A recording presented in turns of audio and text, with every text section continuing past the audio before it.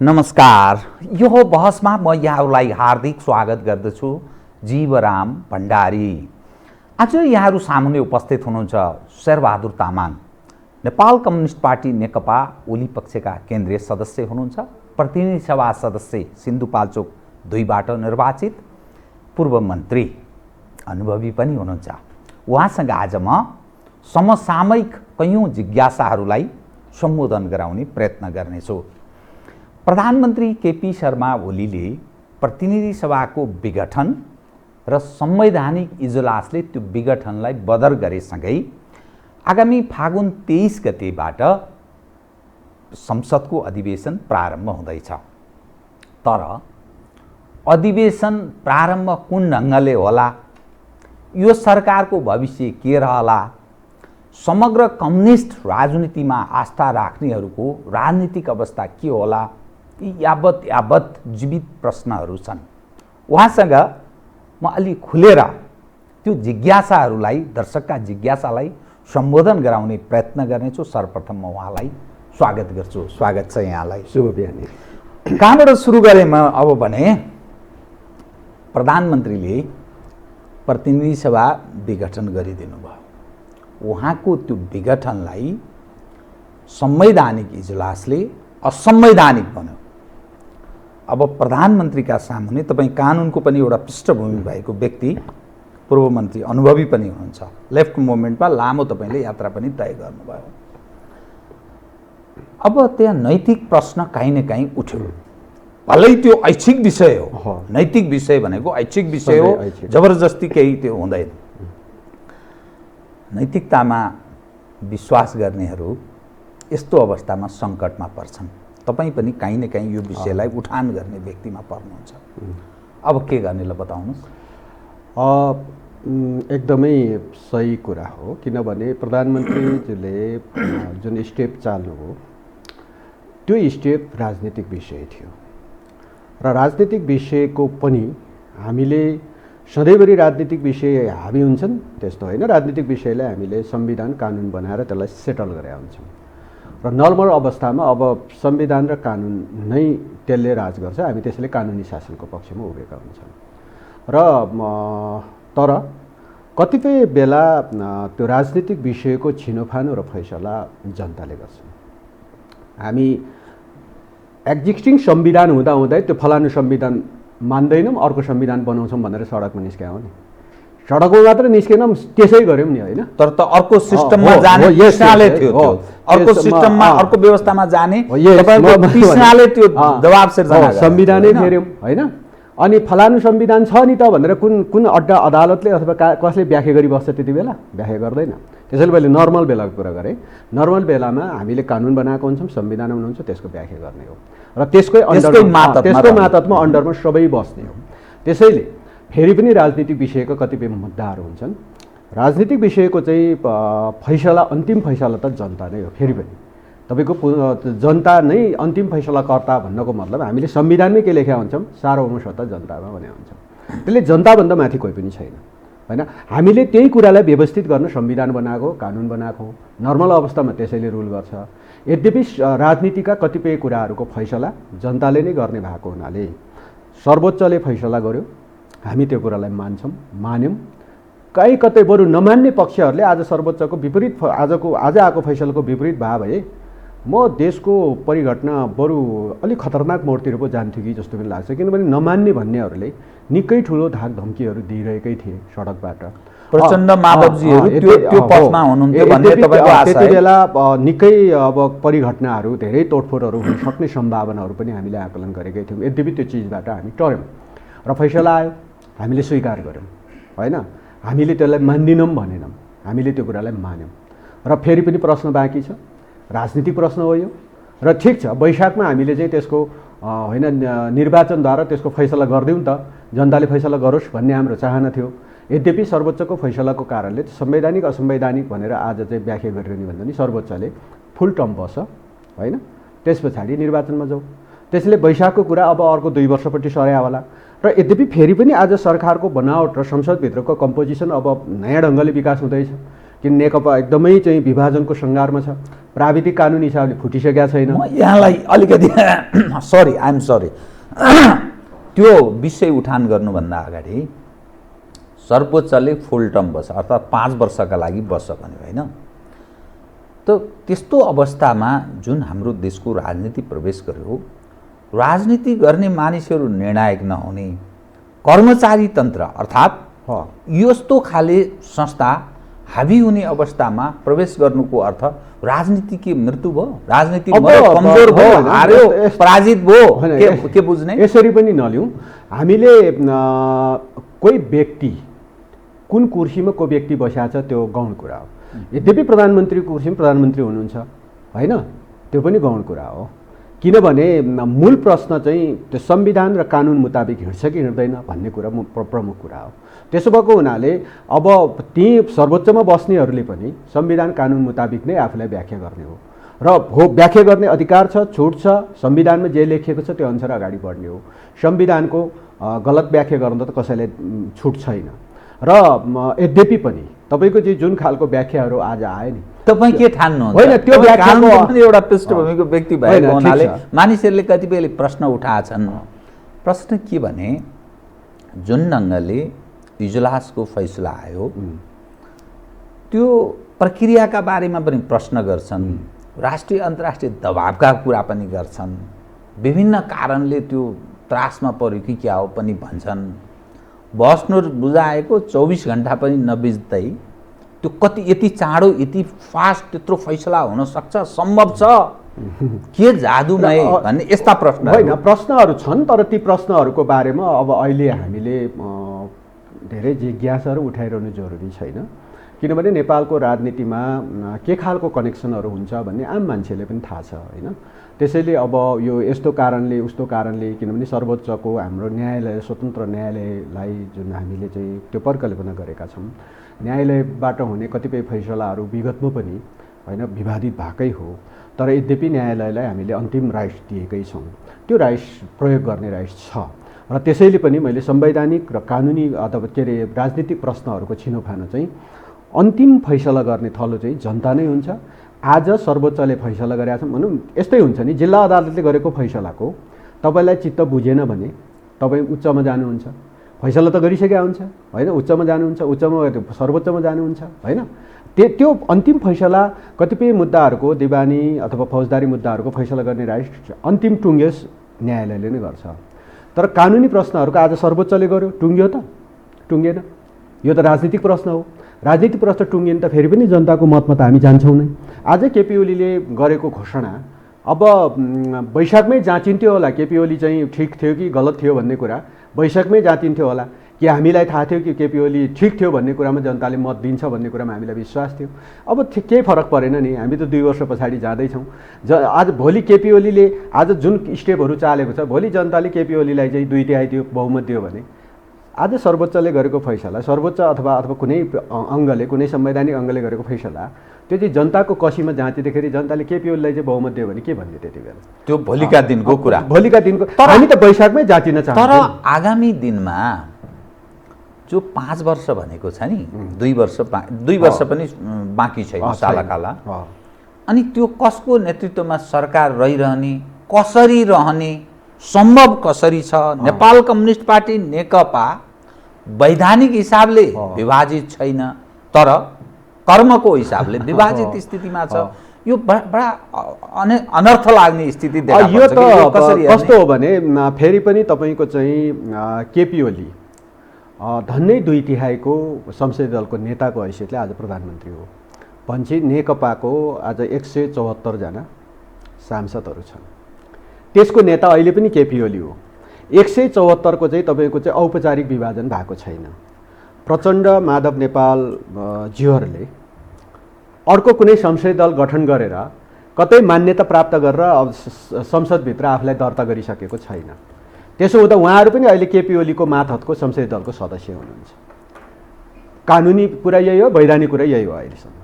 त्यसो भएको हुनाले केपी ओली 174 सांसदको चाहिँ संसदीय दलको नेताको हैसियतले प्रधानमन्त्री हुनुहुन्छ। उहाँ कतै आफू जाँचिन जानुपर्ने नै छैन, कतै जाँच्नुपर्ने, कतै मसँग कति छ भने उहाँसँग 174 छन् होइन। अब 174 छ कि छैन भनेर जाँचिनको लागि प्रचण्डजीहरूले अब ठिक छ उहाँहरूले चाहिँ त्यो दलभित्रको मेरो यति छ भनेर विभाजन गरेर त्यो विभाजनको वैधानिकता लिनु पर्यो। त्यो लिए पछाडि संसदको कम्पोजिसनमा अलिकति फेरबदल आउला। त्यो विभाजनको वैधता कसरी लिने उहाँहरूले? अब त्यसको लागि त प्रक्रिया के हुन्छ? मैले आम दर्शकलाई यो स्पष्ट होस् भनेर। किनभने दल विभाजन सम्बन्धी ऐनहरू छ। किनभने यो तपाईँको चाहिँ संसदीय दल र पार्टी केन्द्रीय कमिटीको छ है। संसदीय दल र पार्टी केन्द्रीय कमिटीको 40% पुर्याएर उहाँहरूले दाबी गर्नु पर्यो। निर्वाचन आयोगमा जानु पर्यो र अब त्यो दुईटैको अब कानुनले चाहिँ त्यो दुईटैको पुर्याउनु पर्छ भन्ने नै अहिलेको कानुन छ। दुईटैको पुर्याउनुस्, जानुस्। अनि उहाँहरूले नजाने तपाईहरुलाई जानुपर्ने स्थिति बन्यो भने उहाँहरूको दाबी अनुसार हामी जाँदैन। म यसैको म थप स्पष्ट होस्, उहाँहरूको दाबी अनुसार केन्द्रीय कमिटीमा हामी पूर्ण बहुमतमा छौं। तत्कालीन केन्द्रीय कमिटीमा संसदीय दलमा 90+ को दाबी, तर फेरि अहिले पछिल्लो 92 तपाईहरुकोतिर भन्ने सुनियो। त्यसकारणले यो कसरी छिनोफानो कसरी हुने? निर्वाचन आयोगले यो कुरा किन विगतमा बोलेन? दुविधा रह्यो। म तपाई मार्फत जनतालाई प्रश्न भन्न चाहन्छु। केपी शर्मा ओली नेपाल कम्युनिस्ट पार्टी नेकपाको अध्यक्ष, त्यसको संसदीय दलको नेता वा आधिकारिक रूपमा त्यसको लिगेसीको नेतृत्व गरिराख्नु भएको छ। नेपाल कम्युनिस्ट पार्टी नेकपाको। अनि केपी ओली मलाई अर्को दल चाह्यो भनेर जानुपर्छ? उहाँ मौन रहनुहुन्छ यस सभामा। उहाँ त पार्टी अध्यक्ष हुनुहुन्छ, त्यसको संसदीय दलको नेता हुनुहुन्छ, संसदीय दलबाट चुनेर उहाँ प्रधानमन्त्री हुनुहुन्छ। मलाई अर्को दल चाह्यो भनेर उहाँ किन जाने? उहाँ त नेता हो नि, होइन? त्यो पार्टीको नेतृत्व गरिराख्नु भएको छ नि। अरू कसैलाई दल चाह्यो भने त भलै उहाँहरूसँग कति प्रतिशत पुग्छ, 40% बढी पनि छ भने बढी पनि देखाउनुहोस्, केही फरक परेन नि। हस्ताक्षर लिएर जानुहोस्, मलाई दल चाह्यो, यो नामको दल चाह्यो भन्न जानुहोस् न। त्यो त खुल्लै छ त। किनभने ऐनले त्यही भन्छ, जानुहोस्। किन गइरहनु भएको छैन, किन डर लागिरहेछ मलाई थाहा छैन, होइन? त्यसैले तपाईँ मार्फत म आम दर्शक, आम जनतालाई पनि भन्न चाहन्छु, नेकपा केपी ओली फुटाउन चाहनुहुन्न। केपी ओलीमा हामी छौँ, हामी फुटाउँदैनौँ। हामी नेकपा सिङ्गो देख्न चाहन्छौँ, एकीकृत भएको देख्न चाहन्छौँ। नेपाली जनताले त्यही चाहेको हो, केपी ओली नेकपा फुटाएर हिँड्नुहुन्न। र कसलाई फुटाउन मन लाग्छ त? 40% होइन, मसँग 90% छ भने 90% पुर्याएर जानुहोस्। होइन, कसैले तपाईँको चाहिँ मसँग 60% छ भन्ने लाग्छ भने 60% पुर्याएर देखाएर जानुहोस्। केन्द्रीय कमिटीमा त हामी त नन्नै दुईटिया छ भनिराख्नु भएको छ। ठिक छ नि त, त्यही हस्ताक्षर लिएर जानुहोस् त, के फरक पर्यो? हामी त पार्टी फुटाउँदैनौँ। किनभने हामी जत्रो ठाउँमा छौँ तर पनि पार्टी फुटाउँदैनौँ हामी। र फुटाउन चाहनेहरू को निस्किँदो रहेछ त? कति प्रतिशत पुर्याएर जानु हुँदो रहेछ? प्रश्न छ त, बाटो खुल्ला छ। त्यसैले हामी चाहिँ पार्टी फुटाउने पक्षमा। नेपाल कम्युनिस्ट पार्टी नेकपा नै हामी हौँ भनेर उहाँहरू भनिरहनु भएको छ। अल्पमतमा तपाईँको पक्ष परेको हुनाले उहाँहरूले अब उहाँहरूको भनाइअनुसार गुहार्ने ठाउँ उहाँहरूले कहाँ त बताइदिनुहोस् त? उहाँ अध्यक्ष पनि उहाँ हुनुहुन्छ, संसदीय दलको नेता, ठिक हो, ओलीजी संसदीय दलको नेता हुनुहुन्छ, प्रधानमन्त्री हुनुहुन्छ, महासचिव तपाईँहरूको पक्षमै हुनुहुन्छ, पार्टीको महासचिव। तर बहुमतको विषय फेरि त्यहाँ पार्टीको केन्द्रीय कमिटी, उहाँहरूले दाबी नेपाल कम्युनिस्ट पार्टी नेकपा गर्न सक्ने स्थिति छ कि छैन भन्न खोजे। सबै चिजको प्रोसिड्युरहरू हुन्छन्, होइन? तपाईँ एउटा प्रोसिड्युरले आज यो टेलिभिजनमा तपाईँ हुनुहुन्छ, कुनै न कुनै प्रोसिड्युर छ नि त्यहाँ, होइन? त्यस कारणले त्यो प्रोसिड्युर त फलो गर्नु पर्यो, होइन? अब कुनै कतै पार्टीको आधिकारिक पार्टी अध्यक्षले, पार्टीको महासचिवले विधानअनुसार पार्टी अध्यक्ष र पार्टी महासचिवले डाक्ने बैठकहरूमा उपस्थित नभएर अन्त कतै कुनै पार्टी प्यालेसमा चाहिँ बैठकहरू राखेर तपाईँ रहनु भएन भन्ने कुराको कसरी औचित्यता पुष्टि हुन्छ? त्यसो भए म अहिले भर्खरै तपाईँसँगै बोल्दा बोल्दै मैले घोषणा गरिदिउँ प्रधानमन्त्री तपाईँ रहनु भएन, म पो प्रधानमन्त्री भएँ भनेर घोषणा गर्छु होला नि त, होइन? त्यसैले त्यसका प्रत्येक चिजका चाहिँ तपाईँको प्रोसिड्युरहरू हुन्छन्। त्यो प्रोसिड्युरमा प्रवेश गर्नुहोस्। हामीले भनेकै छौँ उहाँहरूलाई, तपाईँहरू प्रोसिड्युरमा प्रवेश गर्नुहोस् र हामी त्यो हरेक प्रोसिड्युरको चाहिँ जवाफ दिन हामी तयार छौँ, फेस गर्न तयार छौँ भनेकै छौँ। अनि प्रोसिड्युरमा प्रवेश नगर्ने, कुनै पार्टी प्यालेसमा बैठक बस्ने, भेला गर्ने, त्यो भेलाबाट घोषणा गर्ने, अनि सडकमा चाहिँ निस्किने, प्रधानमन्त्री त्यतिकै प्रधानमन्त्री भएको त होइन होला, अनि सडकमा निस्किने अनि चाहिँ भन्ने कि अनि गलहत्याएर निकाल्छौँ, के हो त्यो? त्यसो भएको कारणले प्रधानमन्त्रीसँग चाहिँ जनता छैनन्, होइन। आज तपाईँ यो मुलुकको जनमतै जाँच्ने हो भने हामी त वैशाखमै जाँच्न तयार थियौँ। जनमतै जाँच्ने हो भने यो मुलुकको सर्वाधिक लोकप्रिय नेता कोही हुनुहुन्छ भने त केपी ओली हुनुहुन्छ नि। आज हामी त जाँच्न तयार थियौँ त, ल जाँचौँ जाउँ भनेकै थियौँ। तर यद्यपि हामीले त कस्तो खुसी लाग्यो कि अब अझै जनमत चाहिँ बटुल्ने समय पनि पाछौँ हामीले। त्यसैले तपाईँको चाहिँ प्रोसिड्युरमा प्रवेश गर्नुपर्छ र कानुनी कुराहरू चाहिँ तपाईँको चाहिँ प्रोसिड्युर बाहेक त्यसले अरू कुरा चिन्दैन। अब फागुन 23 गतेबाट संसदको अधिवेशन प्रारम्भ हुन्छ। सभामुख तपाईँहरूको पक्षको प्रतिकूल देखिन्छ किन नेपाली समाज त विभाजित छ नि समग्रमा, यत्र तत्र सर्वत्र। अब त्यसको छाया कोर्टमा पनि परेको कुरा गर्छन्, पोलिटिसाइज भएको कुरा गर्छन्। त्यो क्षेत्र त त्यस्तो छ भने अरूको के कुरा। यस्तो अवस्थामा अब बाहिर हेर्दाखेरि प्रधानमन्त्री अल्पमतमा परेको अर्थ लाग्छ। विधिवत अर्को एउटा होला, तर घटनाले त्यस्तो देखाउँछ। सभामुखले भोलिका दिनमा रुल गरेर तपाईँ बहुमत सिद्ध गर्नुहोस् भन्ने स्थितिमा प्रवेश गर्यो भने ओलीजीले के गर्ने? त्यो चाहिँ हाम्रो संवैधानिक व्यवस्थाले प्रधानमन्त्री स्वयंले म बहुमत सिद्ध गर्छु भनेर मत लिन जानुपर्छ। त्यो बाहेक अरू कसैले तपाईँको चाहिँ तपाईँले यो गर्नुहोस् भनेर रुलिङ गर्न सक्दैन। संवैधानिक व्यवस्था यही हो। र उहाँले बहुमत सिद्ध गर्न जानु पर्दैन, किनभने उहाँ 174 जना सांसदको चाहिँ संसदीय दलको नेता हो। किनभने 174 भित्र मैले अघि नै भने विभाजित भयौँ हामी, यति सङ्ख्या घट्यो है भनेर कसैले अहिलेसम्म प्रोसिड्युरमा दाबी गरेका छैन।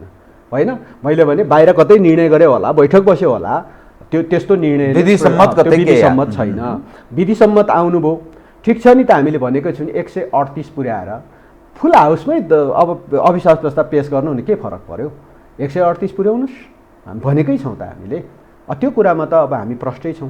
त्यसैले अब संसदको अबको कम्पोजिसन भनेको नेकपा दलको, नेकपाभित्रको अब विभाजनले नै यसले अर्थ राख्ने हो। अब यो विभाजनै हुन्छ औपचारिक रूपमा, केही फरक परेन होइन। तर हामी विभाजनको पक्षमा छैनौँ। कसैले विभाजन गरेर मेरो सांसद यति हो भनेर देखाउनुहुन्छ भने त्यो उहाँहरूको कुरा भयो। नाम के राख्नुहुन्छ दलको त्यो उहाँहरूको कुरा भयो। हामी नेपाल कम्युनिस्ट पार्टी नेकपा, त्यसको नेतृत्व केपी ओलीले गरिराख्नु भएको छ र नेताले डाकेको बैठकमा आउनु पर्यो। अब संसदीय दलको बैठक पनि के हुन्छ भने संसदीय दलको नेताले चिफ व्हिप मार्फत व्हिप जारी गरेर चाहिँ बैठक डाकिन्छ। त्यो बैठकमा उपस्थित हुनु पर्यो। त्यो बैठकभित्र पनि प्रोसिड्युरहरू होलान्। ती प्रोसिड्युरमा उहाँहरू प्रवेश गर्नुभयो र अब दल चाहिँ हामी अलग भयौँ है भन्नुहुन्छ भने उहाँहरूलाई फुट्नै मन छ, अर्कै दल बनाउन मन छ, अथवा कम्युनिस्ट पार्टीकै सरकार गिराएर अर्कै पार्टीहरूसँग मिलेर सरकार बनाउनुहुन्छ भने त हामीले वेलकम छोडेकै छौँ त। हामी कहाँनिर बाधक बन्छौँ? त्यसो भएको कारणले यस्ता कतिपय प्रश्नहरूमा अब यो नेकपाभित्रको अबको कम्पोजिसन, अब पार्टी कसरी अगाडि बढ्छ, यिनीहरू मिलेरै जान्छन् कि अथवा फुटेरै जान्छन् कि भन्ने आधारमा त्यहाँको चाहिँ दलको चाहिँ संसदको स्थिति अगाडि बढ्छ। यद्यपि तपाईँले सभामुखज्यूसँग जोडेर कतिपय कुरा राख्नुभयो। उहाँ संवैधानिक प्रमुख हो, उहाँले संविधानको दायराभित्र रहेर काम गर्नुपर्छ र फेरि पनि तपाईँको चाहिँ सभामुख भएपछि कुनै पनि दलको सदस्य रहँदैनन्, तटस्थ भएर उहाँले काम गर्ने हो। अब कुनै एउटा चाहिँ तपाईँको चाहिँ त्यो भूमिका कस्तो देखिया छ सभामुख? अनि त्यो दल विशेषको कसैको आग्रह र कुनै नेताको चाहिँ आदेशमा चाहिँ सभामुख चल्ने हो भने कानुनको आदेशमा चल्नु पर्यो, मुलुकको आदेशमा चल्छ, जनताको आदेशमा चल्छ र जनताले बनाएको संविधान छ, संविधानको आदेशमा चल्ने हो। त्यस भएको कारणले कुनै व्यक्ति विशेषको होइन, कुनै नेता विशेषको अथवा कुनै दल विशेषको आदेशमा उहाँ चल्ने हो भने उहाँको पनि प्रश्न उठ्छ, कतिपय नैतिकताको प्रश्न। त्यस अनुरूप चल्न सक्ने सम्भावना कति देख्नुहुन्छ? नत्र भने उहाँ सभामुख बन्न अलि मान्छेले त्यो योग्यताको प्रश्न पनि उठ्छ नि त। किनभने सभामुखले जुन गरिमाका साथ सभामुखको हैसियतमा रहेर बरु कार्यकारी ठाउँमा बसेका मान्छेलाई त्यो प्रश्न गर्न सकिन्छ होइन, प्रश्न पनि उठ्छ। किन कार्यकारी ठाउँमा त उसले धेरै डे टु डे निर्णय गर्नुपर्छ, निर्णयहरू सही होलान् गलत होलान्, अनेक चिजहरू होला। तर तपाईँको चाहिँ न्यायालय अथवा सभामुख जस्ता ठाउँहरूमा बस्ने व्यक्तित्वहरूले कसैको आग्रह पूर्वाग्रहमा निर्णय गर्न थाल्यो भने उसको पनि तपाईँको नैतिकताको जाँच चाहिँ कुनै न कुनै बेला हुन्छ। त्यो एक हिसाबले भइसक्यो होइन? संवैधानिक परिषदको बैठकहरूमा उहाँ जानु भएन, अनि कतिपय संवैधानिक अङ्गका पदाधिकारीहरूको चयन भयो, त्यसको भोलिका दिनमा के हुने भन्ने त्यो विषयलाई प्रश्न छ। जानु पर्दथ्यो तपाईँको चाहिँ गएर उपस्थित हुनु पर्दथ्यो। उपस्थित हुँदाखेरि व्यक्तिहरूको बारेमा त्यहाँ चाहिँ निर्णयहरू आउँदाखेरि असहमति हुन सक्थ्यो, नोट अफ डिसेन्ट हुन सक्थ्यो। तपाईँको चाहिँ यी मान्छेहरू अब नगरौँ भन्न सकिन्थ्यो। तर बैठकमै नजाने जस्ता कुरा चाहिँ संवैधानिक मर्यादाको हिसाबले त्यो प्रतिकूलै कुरा हो। अब तातो स्थिति के रह्यो भने संसदको अधिवेशन पूर्व विगतको परम्परा कार्य सम्पादनको बैठक बस्ने, कार्य सम्पादन समितिको बैठक बस्छ, सभामुखले त्यसको नेतृत्व सायद गर्नुहुन्छ।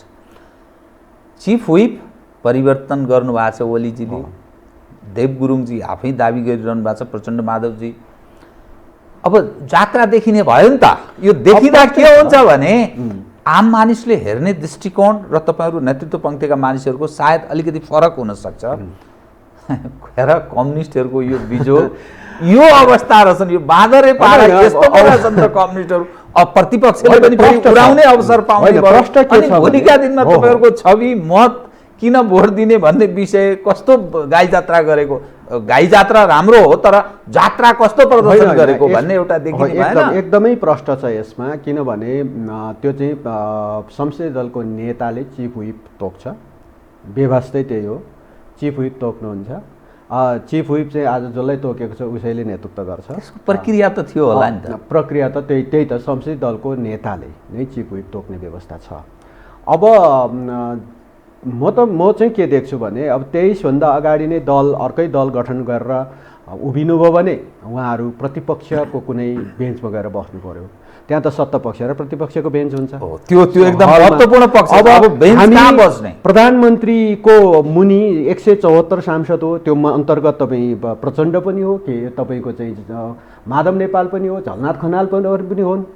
अब प्रधानमन्त्री सत्तापक्षको रोमा हुन्छ, त्यो सत्तापक्षको रोको पछाडि हामी सबै हुन्छौँ, हामी सबै त्यो सत्तापक्षको रोमा हुन्छौँ।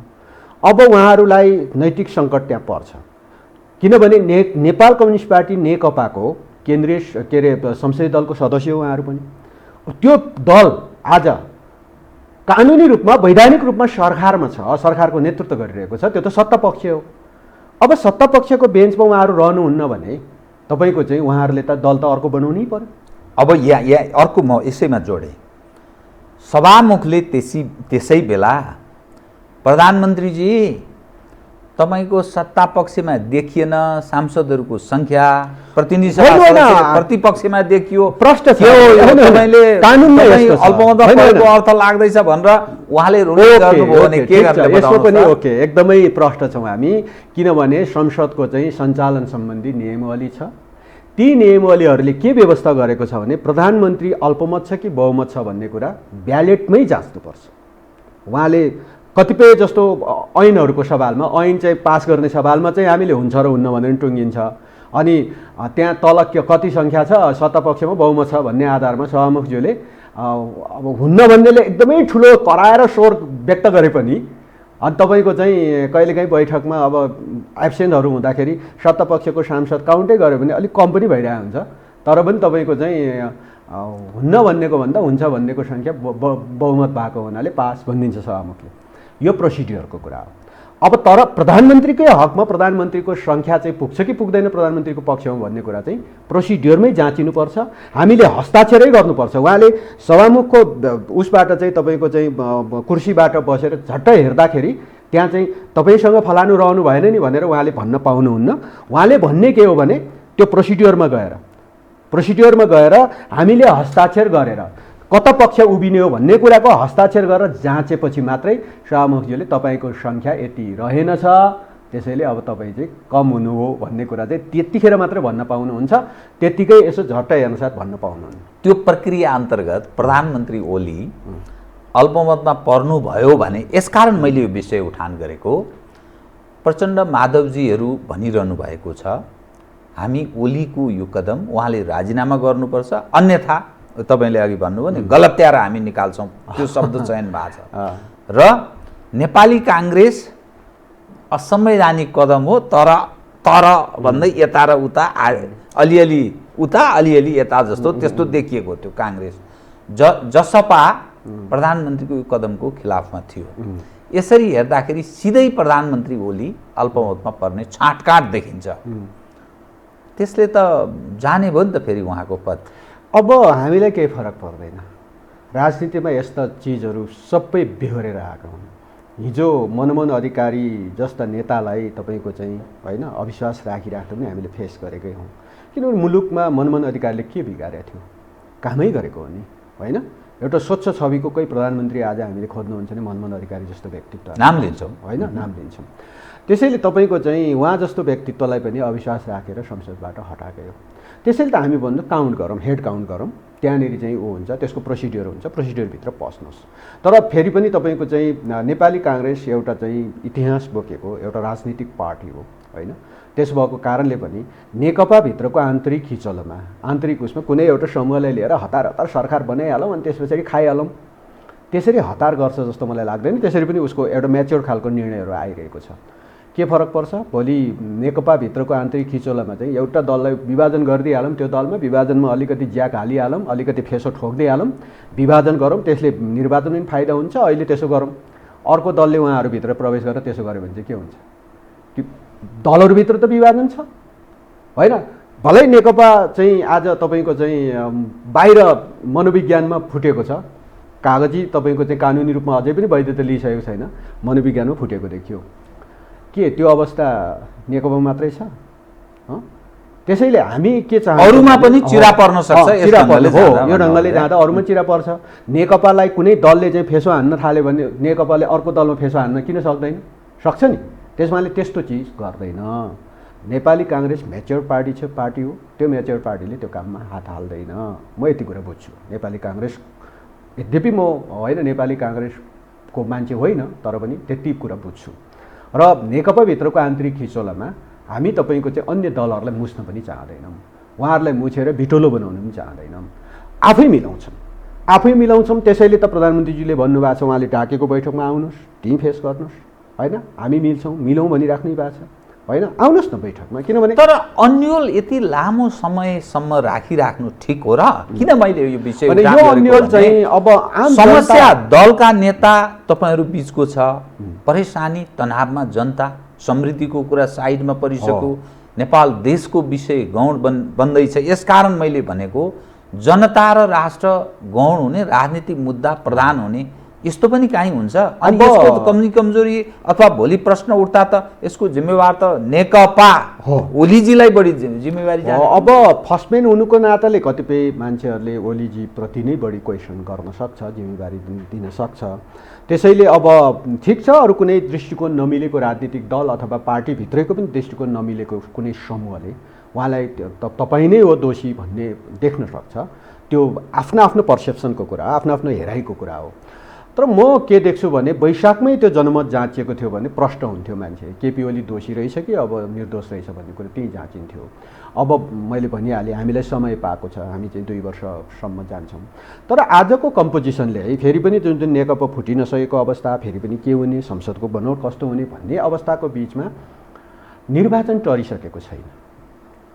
फेरि सम्भावना किनभने तपाईँको चाहिँ धारा 76(1) अनुसारको सरकारमा त केपी ओली हुनुहुन्छ। 76(1) को सरकार हो। अब 76(2) अनुसारको सरकार भनेको 2 भन्दा बढी दल मिलेर बन्ने हो।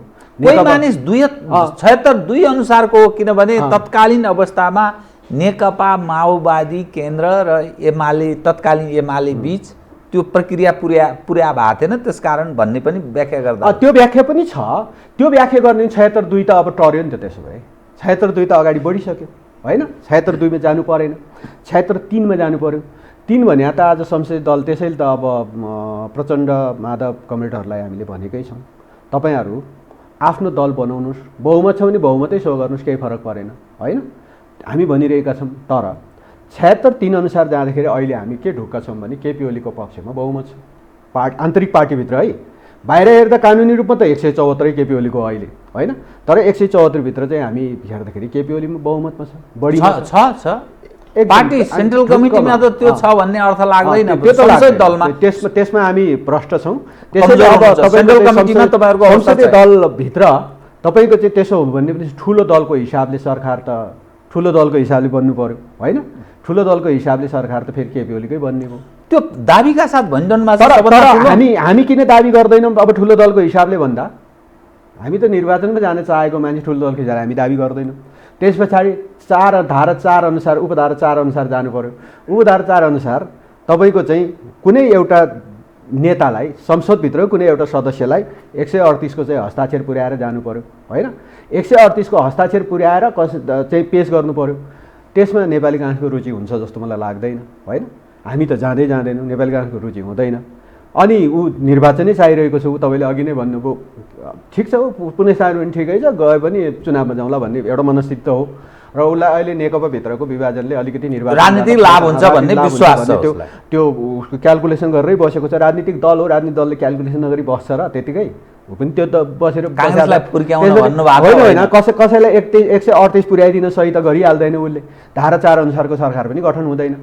त्यसपछि निर्वाचन बाहेक अर्को विकल्प के हुन्छ? त्यसैले निर्वाचन टरिसकेको छ, अस्तिको चाहिँ 11 को फैसलापछि टर्यो भन्ने कुरा चाहिँ होइन। निर्वाचन फेरि पनि जान सक्ने सम्भावना छ।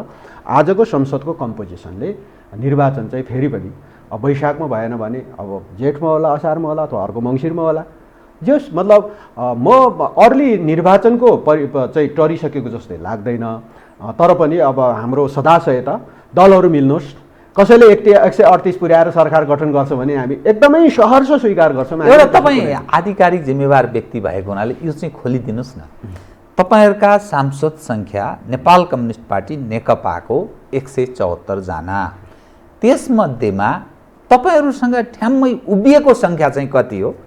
अब ओलीको कलम उपर यो ठिक छ भनेर दृढ भएको हामी बहुमतमा छौँ, यति हो। तर न अब मैले सङ्ख्या नै भन्न थाले पछाडि अब फेरि के हुन्छ भने अलिअलि प्रसङ्ग त उठेकै छ, अन्य प्रसङ्गहरू। त्यसमाले त्यस्तो प्रसङ्गमा हामी जान चाहँदैनौँ।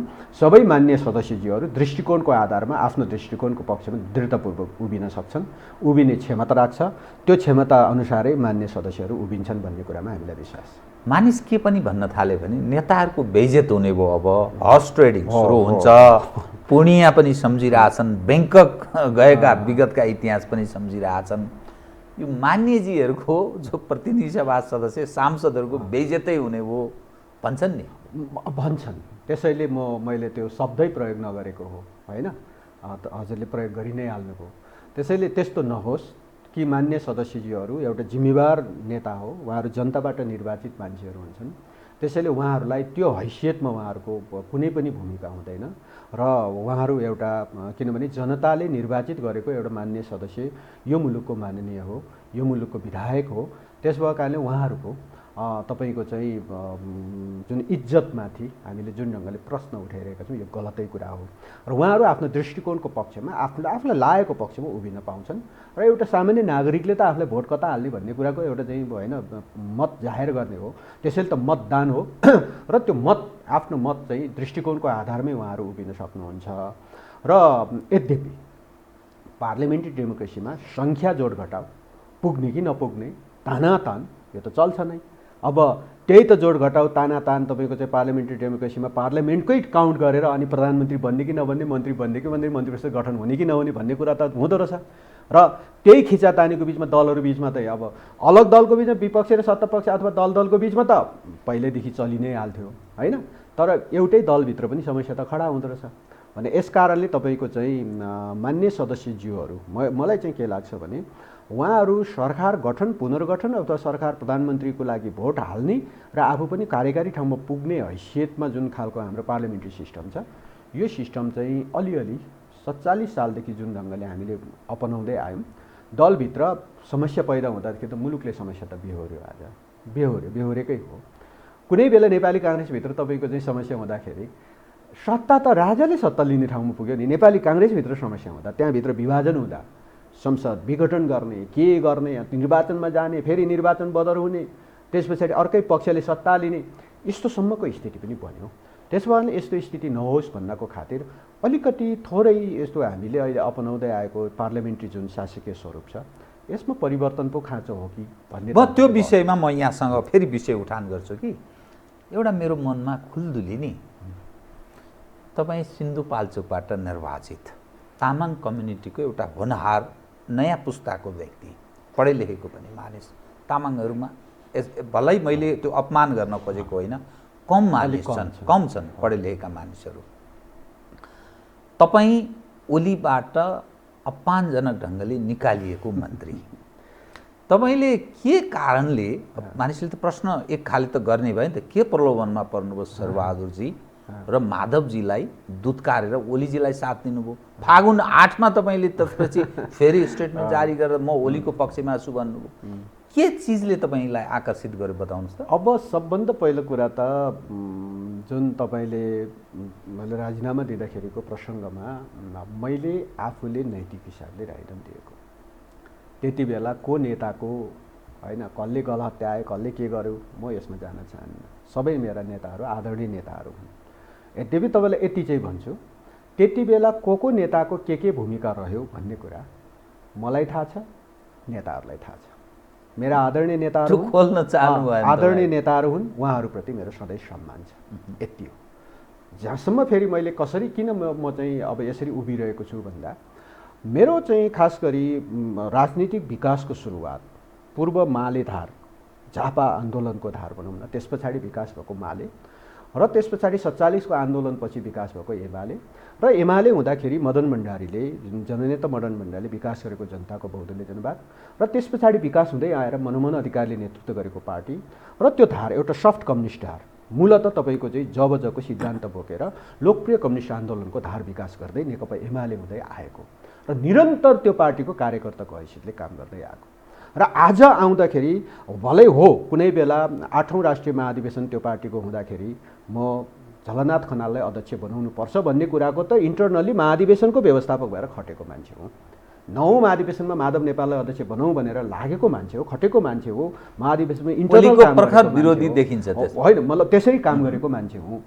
र आज चाहिँ जब पार्टी नै फुटको सङ्घारमा पुगेपछि यति कुरा प्रष्ट बुझ्नुपर्छ, आम जनताले पनि बुझ्नुपर्छ कि आज पार्टीको नाम भोलि जेसुकै होला, नेकपा, नेपाल कम्युनिस्ट नेकपा, कसैले पाउला अथवा नपाउला, त्यसैले त्यो एकदमै त्यो छुट्टिनेको लागि एकदम जोर जबरजस्ती चलिरहेको छ।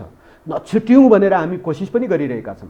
तर यद्यपि यस्तो हुँदाखेरि हिजो विकास गरेर आएको होइन मदन भण्डारी, मनमोहन अधिकारी, माधव नेपाल इभन 15 वर्ष नेतृत्व गर्नुभएको छ, उहाँ झलनाथ खनाल लगायतका नेताहरूले नेतृत्व गरेर विकास गरेको नेकपा एमाले, त्यो धार, त्यो जबजको धार, जनताको बहुदलीय जनवादको धार, त्यो धारको लिगेसी आज 9औं राष्ट्रिय महाधिवेशनदेखि केपी ओलीको हातमा छ।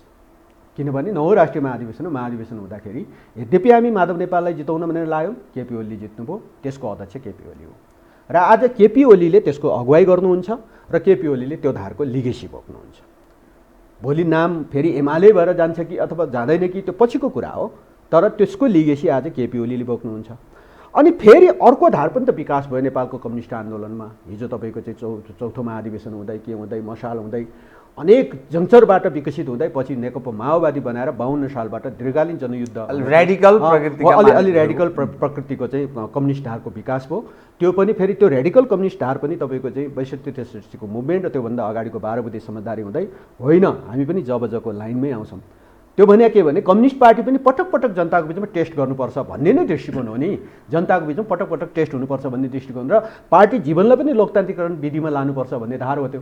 र हामी पनि बुलेटमा होइन ब्यालेटमा विश्वास गर्छौँ भने उहाँहरू पनि त्यो धारमा आउनुभयो होइन। तर लिगेसी आज पार्टी फुट्ने कष्टमा त्यो रेडिकल धारको लिगेसी आज प्रचण्डले बोक्छ। त्यहाँ माधव नेपाल छ कि छैन, झलनाथ खनाल छ कि छैन भन्ने कुराको काउन्ट हुँदैन।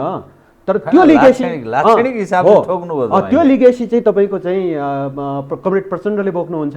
त्यसमा आज ओलीसँग बादल छ कि छैन, को छ कि छैन पनि काउन्ट हुन्न। त्यो हिजोको त्यो दुईवटा धारको लिगेसी कसले बोक्छ भन्ने कुराको चाहिँ मुख्य कुरा त्यहाँनिर हो। र म हिजो आफूले विकास गरेको आफू लागेको पार्टीको लिगेसीमै उभिन चाहेको हो। त्यसैले म अरू धेरै कुरा अब के अवसर पायो के अवसर तपाईँले छोड्दै हिँडेको नि, तपाईँले चाहिँ अघि नै भन्नुभयो मन्त्री पद छोडिदिएकै हो। र अलिअलि त्यो बिचमा भनौँ न सुरुको विघटनको बेला पुसको 5 गते विघटन भयो, 6 र 7 गतेतिर एक खालको परिघटना पनि थियो मेरै जीवनमा होइन। त्यति बेला पनि मैले अवसर त प्राप्त गर्दै थिएँ होला नि त होइन, अवसर प्राप्त गर्दै थिएँ होला। सरी मैले प्रलोभन त किन छैन, प्रलोभन त मलाई पार्टीको प्रलोभन छ। तपाईँ पार्टीको सदस्य भएर काम गर्नुहोस्, पार्टीको नेतृत्व गर्नुहोस्, पार्टीको कार्यकर्ता भएर काम गर्नुहोस्, यही हो नि प्रलोभन। पार्टीको नेता कार्यकर्ता बनेर चाहिँ काम गर्ने जुन अवसर छ मलाई त्यही हो नि। किनभने उहाँले प्रलोभन दिनु परेन, त्यो कुरामा मै लोभिएको छु। किनभने म त्यो पार्टीको त्यो लिगेसीको नेतृत्व गर्न चाहन्छु, त्यसको कार्यकर्ता बन्न चाहन्छु। त्यहाँ कुनै पद पाइन्छ कि पाइँदैन मलाई मुख्य कुरा भएन। म भुइँमा बसेर पोलिटिक कसेर काम गर्न तयार छु, जनताको बिचमा जान तयार छु, धुलो खान तयार छु। त्यही हो नि, मलाई पनि त लोभ छ नि। त वाम आन्दोलनको, खास गरी यो संसदीय धारको वाम आन्दोलनको एउटा धारको नायक अथवा नेता ओली, अर्को धारको प्रचण्ड, तीदेखि बाहेकका मान्छेहरू छायामा त्यति महत्त्व राख्दैनन् भन्ने अर्थ लाग्यो धारको नेतृत्वको हिसाबले। अहिलेको सवालमा तपाईँको भन्न खोजे, तपाईँले भन्न खोजे होइन। अब मैले भने कि खास गरी कम्युनिस्ट धारको एउटा लिगेसीको हिसाबले त्यो भयो र मैले पनि देखा हो त्यहाँ। फेरि तपाईँको चाहिँ हो बिचमा म उहाँहरूसँग पनि थिएँ, म सडकमा पनि थिएँ र त्यति बेला मेरा आदरणीय नेताहरू हुन् नि त। मैले भने म कुन कुन जङ्क्चरमा मेरो पनि कति सहयोग भयो, कति सघाइयो। उहाँहरूसँग आज पनि मेरो सम्मान छ, मेरो आदर छ र उहाँहरूले त्यो लिगेसी बोक्छ कि बोक्दैन? प्रचण्डसँग छुट्टिएर उहाँहरू छुट्टै हिँड्नुभयो भने उहाँहरूले पनि बोक्न सक्नुहुन्छ त्यो लिगेसी। आज प्रचण्डको लिगेसीमा नरहने हो भने फेरि उहाँहरूले त्यो लिगेसी बोक्नुहुन्छ। तर आज तपाईँको चाहिँ मूल रूपमा प्रचण्डको लिगेसी र प्रचण्डको मातहत उहाँहरू रहनुहुन्छ। अब हुने त्यही हो र म त्यो मातहतमा उहाँहरू चाहिँ मेरा नेताहरू छन्, अनुहार राम्रो छ, मैले सघाएको नेताहरू छन्। तर मलाई लिगेसी चाहिँ अथवा मेरो चाहिँ दृष्टिकोण नमिले पछाडि म सधैँ तपाईँले त्यस कारण ओलीलाई साथ दिनु अलग हुनुभयो, टिक्न सक्दैन। अब कुनै सम्भावना पनि छ यो एक ठाउँमा उभिने केही मानिसहरू, तपाईँहरूको दोस्रो तेस्रो पुस्ताका व्यक्तिहरू त्यो प्रयत्नमा नि लागि परेको कुरा आम संसारमा लेखाउनुहुन्छ, उहाँ आफ्ना खाले सञ्चार माध्यममा लेखाउनुहुन्छ। अब यहाँ त यस्तै छन्, मिडियाहरूको भूमिका पनि त्यस्तै छ। त्यो कहीँ सम्भावना छ एक भएर जान सक्ने कुनै बाटोहरू छ भने त्यो बाटो पनि चाहिँ एउटा के बाटो देख्छु भने हामीले सुझाउने हो होइन, हामीले नेताहरूले यस्तो पनि हुनसक्छ है भनेर बताउने हो, सुझाउने हो। यो कुराको क्लिक चाहिँ वास्तवमा भनौँ न, जति बेला स्थानीय तहको निर्वाचन हुँदाखेरि माओवादी र नेकपा एमाले बिचमा यति ठुलो तिक्तता थियो। माओवादी सरकारमा थियो, काङ्ग्रेससँग मिलेर सरकारमा थियो। केपी ओली यद्यपि अहिले पनि भन्छन् मान्छेले केपी ओली चाहिँ एकदम शक्तिहीन भयो भने भन्छन् के मान्छेहरू, केही मान्छेहरू। हिजो केपी ओली त प्रतिपक्षमै थियो नि त। प्रतिपक्षमै हुँदाखेरि स्थानीय तहको निर्वाचन हुँदा शानदार ढङ्गले तपाईँ चाहिँ स्थानीय पालिकाहरूको चाहिँ निर्वाचन केपी ओलीले जितेन, केपी ओलीको नेतृत्वको पार्टीले जितेन त, जित्यो नि। त्यसो भएर शक्ति चाहिँ प्रधानमन्त्री कुर्सीमा बस्दा मात्रै हुने, बाहिर बस्दै नहुने भन्ने कुरा अर्थमा लिनु हुँदैन।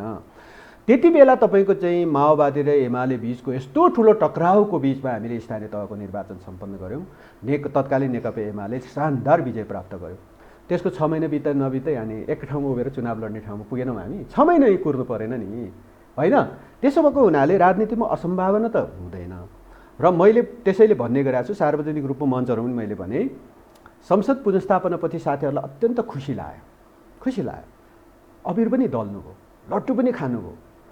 लड्डु खाँदै लड्डुको आदि बोकेर दौडेर गएर बालुवाटारमा झ्याप्प छिरेर केपी ओलीसँग अङ्कमाल गरे भए सिद्धिहाल्यो थियो नि, मन मिलिहाल्थ्यो नि होइन, फाटिँदैन थियो।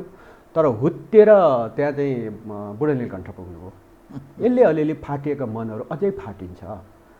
मन फाटिने कुरा जोडिने हो भने त बस्नु पऱ्यो नि त नेताहरू एक ठाउँमा, र नेताहरूमा क्लिक हुनु पऱ्यो। मैले भनेको त्यही हो, हामीले सुझाउने हो। तपाईँहरू बस्नुहोस्, तपाईँहरूमा क्लिक हुनुहोस्। भोलि तपाईँहरू चाहिँ किनभने इनलाइट हुने भन्ने कुरा चाहिँ मान्छे हरेक क्षण इनलाइट भइरहेको हुन्छ होइन, हरेक क्षण उसलाई चाहिँ नयाँ विचारहरू फुरिरहेको हुन्छ। साँच्चै हामी सिद्धिन्छौँ कि क्या हो त भन्ने कुरा ल एकचोटि क्लिक होस् त माधव प्रचण्ड अथवा केपी ओलीहरूलाई, के फरक पर्छ?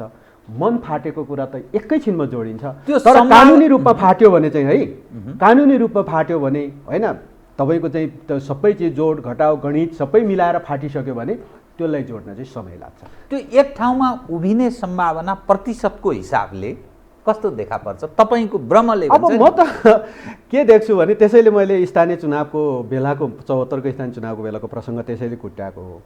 स्थानीय चुनावको लडिरहँदाखेरि 100% काहीँ पनि मिल्दैन भन्ने हामीलाई लाग्थ्यो होइन।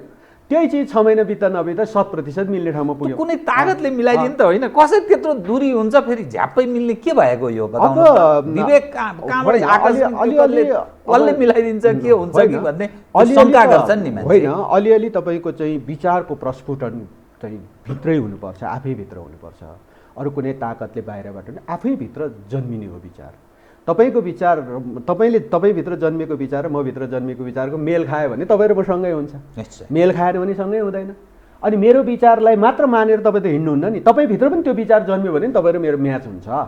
त्यसो भएको हुनाले त्यो चाहिँ आफैभित्र प्रस्फुटन हुने कुरा र प्रस्फुटन होस् भन्ने कुरामा हामी कामना पनि गर्छौँ। कामना मात्र गर्दैन, मैले भने नेताहरूलाई सुझाइराखे पनि छौँ। यस्तो पनि हो है, यस्तो पनि गर्न सकिन्छ भन्ने कुरा त पटक पटक हामी नेताहरूलाई त भनेकै छौँ।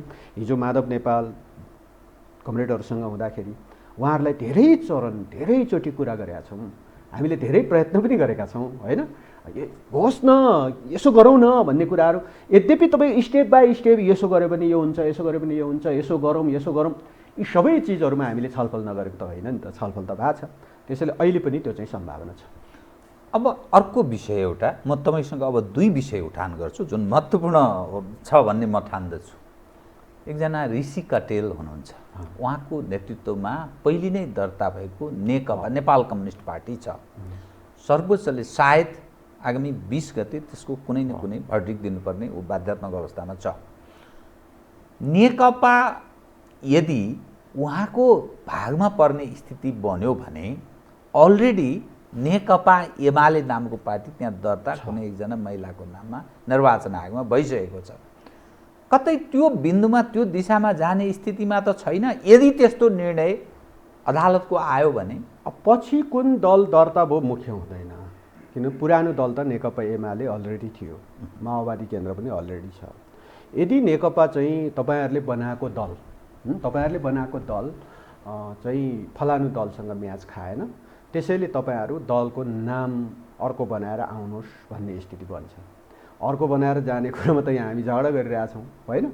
त्यसो भएको हुनाले अब अर्को बनाएर जाँदाखेरि हामी अब बनेर गएको दल नेपाल कम्युनिस्ट नेकपा भनेर बनेर गएको दल अब चाहिँ विभाजनको सङ्घारमा छ होइन। कानुनी रूपमा विभाजन भइसकेको छैन यद्यपि, तर विभाजनको सङ्घारमा भएको हुनाले अब त्यसले चाहिँ दुईटा दललाई आफ्नो दल पुरानो दललाई बिउताएर जाने कुरामा चाहिँ बाटो खुल्छ जस्तो लाग्छ। त्यो सम्भावना देखिन्छ यदि त्यस्तो भयो भने। किनभने भयो भने भन्ने कुरा चाहिँ के हो भने कानुनी हिसाबले न्यायालयले जहिले पनि कानुनको अक्षरै हेर्ने हो र अलिअलि कानुनको अक्षरले प्रष्ट भएन भने विधायिकाको मनसाय बुझ्ने हो होइन। अहिले मनसाय तत्त्व हुन्छ हरेक फैसलाहरूमा। अनि विधायिकाको मनसाय के थियो भन्ने कुरा त कुनै पनि दलको नाम अर्को दलसँग म्याच नखाओस् भनेर हो नि। तपाईँ र मेरो नाम एउटै राखेर तपाईँ म हुनु पनि सक्दैन, म तपाईँ हुन सक्दैन होइन। त्यसो भए त्यो त अलग्गै चिज हो। त्यसो भए त्यो अलग्गै चिज भएको हुनाले अलग्गै नाम होस् भन्ने कुराको चाहिँ कानुनी व्यक्तिको हकमा जहिले पनि तपाईँको नाम नजुदाउने नै कुरा हुन्छ। प्राकृतिक व्यक्तिको हकमा नाम जुझ्न सक्छ, तर कानुनी व्यक्तिको हकमा नाम जुदाउने परम्परा हुँदैन। र हामीले विधायिकाले कानुन बनाइरहँदा पनि नाम नजुझोस् भन्ने कुरामै प्रष्ट हुन्छौँ, तर नाम जुझ्न गएको देखिन्छ। त्यसो भएको हुनाले ठिक छ, के फैसला आउँछ हामी त्यो जस्ट अदालतको फैसला हो, अदालतको फैसलाले सम्मान गर्छौँ। जे फैसला आउँछ त्यो फैसलालाई सम्मान गर्छौँ। नेपालको सन्दर्भमा र विश्व परिस्थिति हेर्दा कम्युनिस्ट हौँ भन्नेहरूको जुन एउटा ओह्रालो लाग्ने क्रम छ नेपालमा शक्तिशाली र उर्वर भूमिको रूपमा नेपालमा त्यो देखा पर्यो। अन्तर्राष्ट्रिय तागतलाई पनि आश्चर्यको विषय बनिरहेको र नेपालको आन्तरिक राजनीतिमा खास गरी 12 बुँदे दिल्ली सहमति हुँदै जुन नेपालको राजनीति जुन ठाउँमा प्रवेश गर्यो, यससँगै अन्तर्राष्ट्रिय तागत बहुत खेल्छ, शक्तिशाली छ, बलवान छ भनेर मानिस जो व्याख्या गर्न थालेका थिए।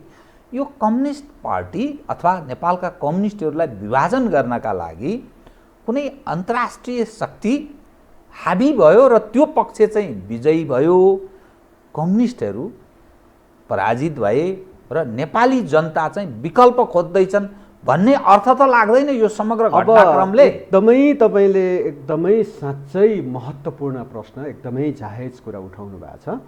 हो, विगतमा कतिपय देशमा कम्युनिस्ट पार्टीको सरकारहरू हुँदा एकचोटि सत्ता कब्जा गर्यो, कब्जा गर्ने निरन्तर बस्यो, तल भर्ती भएन, सदस्यहरू भर्ती भएनन्, नयाँ जेनेरेसन यङ जेनेरेसन भर्ती भएन। सत्ताको विकल्प मतलब नेतृत्वको विकल्प खोज्दा सत्ताकै विकल्पमा गए। यो भएर कम्युनिस्ट पार्टी ओह्रालो लागेकै हो। तर आज नेपालको सन्दर्भमा मैले त्यसैले सार्वजनिक रूपमै भनेको छु, मेरो घरको एउटा उदाहरण थिए। म केपी ओली प्रचण्ड भन्दै उभिरहेको, के अरे माधव प्रचण्ड भन्दै उभिरहेको बेला मेरो घरमा 17 वर्षको मेरो जेठो छोरो अग्रिम तारा, उसको मोबाइल र कम्प्युटर स्क्रिनमा केपी ओलीको फोटो छ। ऊ दिनदिनै मलाई भन्छ, बा कहाँ गएर आएको? म कार्यक्रममा गएर आएको मेरो पार्टीको। बा त्यहाँ हुँदैन कि त्यहाँ हुँदैन। माधव पक्ष हो त, छोरा ओलीको पक्षमा उयो। अब त्यो टिनेजर, त्यो मेरो घरको मात्रै उदाहरण होइन, यो लाखौँको उदाहरण हो यो फेरि, हरेक घरमा त्यो छ। र आज केपी ओलीले नेतृत्व गर्ने पार्टी भलै नाम भोलि जेसुकै होला, एमाले भनेर आउला कि अथवा नेकपा नै प्राप्त गर्ला कि आउन ठाउँमा छ, त केपी ओली त्यतिकै त बस्दैन, हामी त्यतिकै त बस्दैन, हामी पार्टी त बनाउँछौँ। र आज लाखौँ नयाँ टिनेजरहरू, हिजो हामी जस्ता मान्छेहरू जो तपाईँको चाहिँ 41 सालतिर त्यो पार्टीको भर्खर हाई स्कुल पढ्दै गरेका मान्छेहरू सङ्गठित भएर हामीले बनाउँदै आयौँ नि। आज हामी यो ठाउँमा सांसद, मन्त्री अथवा देशको नेतृत्व गर्छौँ, समृद्धिको लागि चाहिँ बहस गरिरहेका छौँ अनि तपाईँसँग बोलिरहेका छौँ। हामी त्यसरी निर्माण गर्दै आएको पार्टी हो नि। त्यति बेला त्यो यङ जेनेरेसन प्रवेश गरे भएर त्यो कम्युनिस्ट पार्टी बन्या हो नि। त्यसैले आज केपी ओलीको माथामा लाखौँ नयाँ जेनेरेसन टिनेजरहरू प्रवेश गरिरहेको छ र त्यसले अब ओह्रालो लाग्न दिँदैन। त्यो त बिस्तारै क्रमैसँग पार्टीकरण हुन्छ, सदस्यता लिन्छ, क्रमैसँग नेतृत्व गर्दै अगाडि आउँछ। त्यो जेनेरेसनले मलाई लाग्छ अब केपी ओलीले नेतृत्व गर्ने पार्टी लङ लास्टिङ गयो। अब यो पार्टी निकै पछिसम्म यो कम्युनिस्ट पार्टीकै नाममा रहन्छ र यो धेरै पछिसम्म चाहिँ अब यसले चाहिँ सर्भाइभ गर्छ भन्ने कुरा चाहिँ मैले एकदमै प्रष्ट देखाएको छु। किन यो नेपालको अहिलेको चाहिँ तपाईँको परिघटनामा त्यही सिनारियो हो र त्यो सिनारियो चाहिँ ले अब कम्युनिस्ट पार्टी ओह्रालो लाग्दैन। केपी ओलीले नेतृत्व गरेको कम्युनिस्ट पार्टी ओह्रालो लाग्दैन। अब केही समय उहाँ होइन्जेल उहाँले नेतृत्व गर्नुहुन्छ, उहाँ पछाडि फेरि नयाँ जेनेरेसन आउँछ, फेरि हामी पनि छौँ होइन। त्यसरी अनि त्यसपछि त्यो नयाँ आजको चाहिँ जेनेरेसन 15, 16, 17 वर्षका मान्छेहरू अब 2 वर्ष पछाडि इलेक्सनमा ती भोट हाल्न ठाउँमा पुगिसक्छन् र भोटमै पनि तपाईँको चाहिँ कन्भर्ट हुँदाखेरि ओह्रालो लाग्ने ठाउँमा पुग्छ जस्तो लाग्यो। म कार्यक्रमको ठिक अन्त्यमा एउटा मात्रै एकदम छोटकरीमा बताइदिनु होला। जुन सिस्टमलाई हामीले अवलम्बन गरेका छौँ, परीक्षण भयो कि काङ्ग्रेस परीक्षण भयो, पञ्चहरू अलिक पहिल्यै परीक्षण भए। मैले अरूसँग पनि यो प्रश्न सोध्ने गरेको छु, कम्युनिस्टहरू पनि परीक्षण भए। परीक्षणले 2/3 बहुमत दिँदा पनि यो संसदीय जुन खालको प्रणालीको हामीले अवलम्बन गऱ्यौँ, 2/3 बहुमत दिँदा पनि यो हर्स ट्रेडिङ हुने, सांसद किनबेच हुने, यता र उता भइरहने यस्तो सिस्टमले यो मुलुक चल्छ। अनि नेपाली जनको त्यो धारणा के बनेको होला, बहुमत दिँदा पनि भएन, मिलिजुलीमा पनि भएन, अल्पमत भएन, गणतन्त्रमा पनि भएन, राजतन्त्रमा पनि भएन, अर्को तन्त्रमा नि भएन, अब यसरी चल्दैन है भन्ने जो दृष्टिकोण बनिरहेछ नि, तपाईँ जस्तो मानिस जो सम्भावना देखाउँछ, तपाईँले बडा धाबीका साथ भन्नुभयो, मनोबल पनि तपाईँको उच्च मैले पाएँ अहिले संवादको क्रममा। त्यो विषयलाई कसरी सम्बोधन गर्ने बताउनु एकदम छोटकरी। एकदमै म चाहिँ मेरो दृष्टिकोण पनि हो, म यो ढङ्गले म उभिन पनि चाहन्छु। आज संसद पुनर्स्थापना भयो, सबै राजनीतिक दलभित्र यो बहस होस्, किनभने हो यो तरिकाले चलेन। नेपाली काङ्ग्रेस गिरिजाप्रसाद कोइरालाले बहुमत प्राप्त गर्यो, चलेन, बिचैमा भङ्ग भयो। त्यसपछि तपाईँको चाहिँ हङ पार्लियामेन्ट हुँदाखेरिको सबै कुरा त हामीले देखेकै छौँ। 56 मा फेरि नेपाली काङ्ग्रेसले बहुमत दियो, चलेन, बिचैमा भङ्ग भयो। त्यस पछाडि आज नेकपा हुन त 74 मा कसैले बहुमत दिएको थिएन, तर दुईवटा प्रमुख दल मिले पछाडि एउटा चाहिँ धन्दै 2/3 ठाउँमा हामी पुगेकै हौँ, सँगै मिलेर चुनाव लडेका कारणले त्यो कम्फर्टेबल बहुमत। त्यस्तो हुँदा पनि दलभित्रको आन्तरिक खिचोको कारणले आज हामी यो स्थितिमा छ, सबैलाई जगजाहेर छ। यसो हुँदाखेरि बिचमा तपाईँको चाहिँ संविधानै बनाउन नसकेर संविधान सभा समेत चाहिँ विघटन गर्ने ठाउँ पनि हामी पुग्यौँ। र यो स्थितिमा एउटा शक्तिशाली कसैले के गर्न नसक्ने 5 वर्ष ढुक्काका साथ स्थिर गभर्मेन्ट दिने भने चाहिँ म के देख्छु भने कार्यकारी राष्ट्र प्रमुखको सिस्टममा जान सक्यो भने, कार्यकारी राष्ट्र प्रमुख यो चाहिँ तपाईँको चाहिँ जनताबाट प्रत्यक्ष निर्वाचित राष्ट्रपतिको सिस्टममा जाने हो भने यसले चाहिँ मलाई एउटा निकास दिन्छ जस्तो लाग्छ। र अझ राजनीतिक दलभित्र बहस हो, संसद छ हामीसँग, सबै राजनीतिक दल सहमति भयो भने संसदभित्र हामी त्यो कुरा इन्ट्रोड्युस गर्न सक्छौँ, संविधान संशोधनतिर जान सक्छौँ, शासकीय स्वरूप हामी चेन्ज गरिदिन सक्छौँ। र त्यसो गर्दाखेरि फेरि केही कुराहरू सुधार पनि गर्नुपर्छ। मैले कमसेकम यो मुलुकको साधारण खर्चमा जाने 2 खरब जति बचत हुन्छ भन्ने पनि अनुमान निकालेको छु। किनभने राष्ट्रपति सिस्टममा जानसाथ हामी पार्लियामेन्टलाई एकदमै साइज घटाइदिए भयो, 165 निर्वाचन क्षेत्रमा मात्रै, बरु अलिअलि समावेशित गरेर निर्वाचन गर्दै भयो, 165 मा झार्दै भयो। प्रदेश सभा सबै हटाइदिए भयो, प्रदेश सभाको ठाउँमा तपाईँको चाहिँ पालिकाको प्रमुख र उपप्रमुखलाई प्रदेश सभाको सदस्य बनाइदिए भयो, महिला 50%, पुरुष 50% हुन्छ, केही फरक परेन। त्यस पछाडि प्रदेशको सरकार चाहिँ प्रदेशको प्रमुखलाई डाइरेक्ट इलेक्सन गरिदिए भयो, उसले प्रदेश सरकार गठन गर्छ, 9 सदस्य 11 सदस्य कति हो गठन गर्छ। त्यो पार्लियामेन्ट चाहिँ तपाईँको चाहिँ पालिकाको प्रमुख र उपप्रमुख गएर त्यहाँ चाहिँ उसले वर्षको एकचोटि 15 दिन त्यसमा भाग लिन्छ, कानुन बनाउँछ, कानुन पास गर्छ। पालिकाको प्रमुख र उपप्रमुख भएको हुनाले आज 550 जना चाहिँ प्रदेशमा मान्य सदस्यहरू छन्। त्यो पालिका प्रमुख र उपप्रमुखलाई अर्को एक्स्ट्रा एक्स्ट्रा भत्ता दिनु परेन, बैठकको भत्ता दिए भयो, अरू दिनु परेन, किन पालिका प्रमुख उपप्रमुख भए बापत उसले त्यहाँ प्राप्त गरे हुन्छ। र पालिका आज 753 छ, 753 पालिकालाई स्वाटै घटाइदिएर एराउन्ड 300 मा झारिदिनुपर्छ। त्यसो गर्दाखेरि, त्यसो गर्ने हो भने मैले कमसेकम यो मुलुकको 2 खरब जति साधारण खर्च बचत गरेर विकासमा लगाउन सक्छौँ, हाइड्रो बनाउन सक्छौँ, रोड खन्न सक्छौँ, पुल हाल्न सक्छौँ, धेरै कुरा गर्न सकिन्छ। र यो सिस्टममा जाँदा राम्रो हुन्छ भन्ने मेरो दृष्टिकोण हो। यद्यपि म मेरो पार्टीभित्र पनि म यो बहसको विषय बनाउँछु। प्रारम्भ त भएको छैन छलफल। अब छलफल त किन हुँदैन, किनभने यो त तपाईँको चाहिँ मान्छेलाई लागेको छ र आम पिपुललाई पनि लागेको छ। यो ओलीजी यसमा तयार हुनु होला। पहिले यसको खिलाफमा कता मनोविज्ञान हेर्दाखेरि कांग्रेस पनि यसको विपक्षमा उभिएको, विपक्षमा किन उभिन्छन् नेताहरू भन्दाखेरि म जित्न सक्दिनँ भनेर हो नि। पार्लियामेन्ट्री डेमोक्रेसीमा तपाईँले जुन अघि पार्लियामेन्ट मेम्बरहरूको लागि यस्तो गर्छन् भन्यो भने होइन, त्यस्तो हुन सक्ने सम्भावना त रह्यो। अनि सङ्ख्या जोड घटाउ गरेर मिलेरै बहुमत ल्याएको पार्टी नै विभाजन हुँदाखेरि त समस्या त हुँदो रहेछ। अनि त्यसो हुँदाखेरि आफू डाइरेक्ट इलेक्सन हुँदाखेरि सकिँदैन कि क्या हो भन्ने डर छ नि त शीर्ष नेताहरूलाई, होइन? त्यो डरमा केपी ओली चाहिँ छैन भन्ने मलाई लाग्छ। केपी ओलीको हाइट उचाइ बढेको छ, लोकप्रियता बढेको आज यो मुलुकमा तपाईँको चाहिँ यदि सर्वे नै गर्ने हो भने सबैभन्दा लोकप्रिय सर्वाधिक लोकप्रिय नेता को छ भनेर सर्वे गर्ने हो भने धेरै माथिको हाइटमा केपी ओली पुग्छ। अनि त्यो प्रतिस्पर्धामा पूर्व राजा ज्ञानेन्द्र भनेर फ्रन्टमा आयो भने गणतन्त्रमा तपाईँको चाहिँ प्राप्त गरेको गणतन्त्रमा अब हिजो पो राजाको हैसियतले मै बसे पनि त तपाईँको चाहिँ त्यो त राजै हो नि, होइन? राजाको हैसियतले थियो। आज पूर्व राजा ज्ञानेन्द्र गणतन्त्र स्वीकार गरे र गणतन्त्र स्वीकार त गर्नै भयो, उहाँले स्वीकार गरेरै अब त्यो कुर्सीबाट छोडिदिनु भयो उहाँले, होइन? छोडिदिनु, मैले स्वीकार गरेँ, जनताको नासु जनतालाई दिएँ भन्नुभयो, होइन?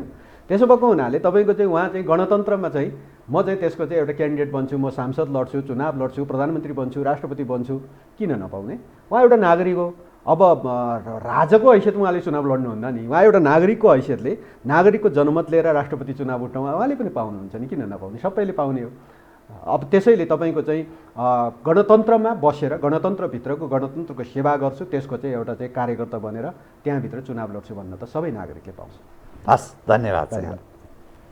आदरणीय दर्शकवृन्द, उहाँ हुनुहुन्थ्यो शेरबहादुर तामाङ, नेपाल कम्युनिस्ट पार्टी नेकपा ओली पक्षका नेता, प्रतिनिधि सभा सदस्य सिन्धुपाल्चोक 2।